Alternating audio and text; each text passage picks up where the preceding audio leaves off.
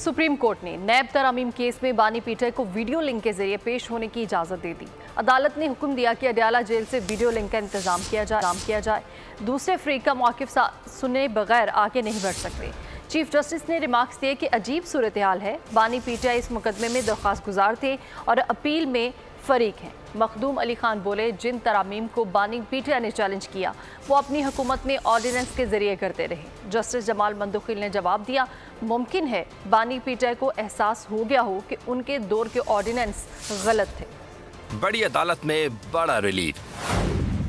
बानी पीटीआई की इस्तदा मंजूर। सुप्रीम कोर्ट में वीडियो लिंक पर पेश होकर दलाइल देंगे। चीफ जस्टिस कासिफ ईसा की सरबराही में 5 रुकनी लार्जर बेंच ने नैब तरमीम केस की समाअत की। चीफ जस्टिस ने कहा, बानी पीटीआई ने खुद दलाइल देने की इस्तदा की थी। दूसरे फरीक का मौक़िफ़ सुने बगैर आगे नहीं बढ़ सकते। मखदूम अली खान बोले, जिन तरमीम को बानी पीटीआई ने चैलेंज किया वो अपनी हुकूमत में ऑर्डिनेंस के जरिए करते रहे। जस्टिस जमाल मंदखिल ने जवाब दिया, मुमकिन है बानी पीटीआई को एहसास हो गया हो कि इनके दौर के ऑर्डिनेंस गलत थे। Maybe the petitioner has realized that those ordinances were not proper.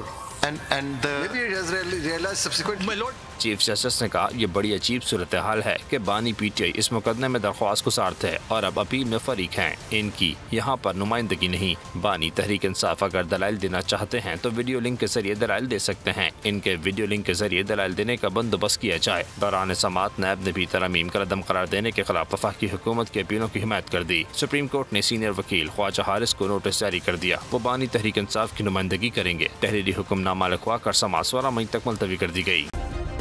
Subscribe करें और बेल दबाएं ताकि कोई खबर रह न जाए।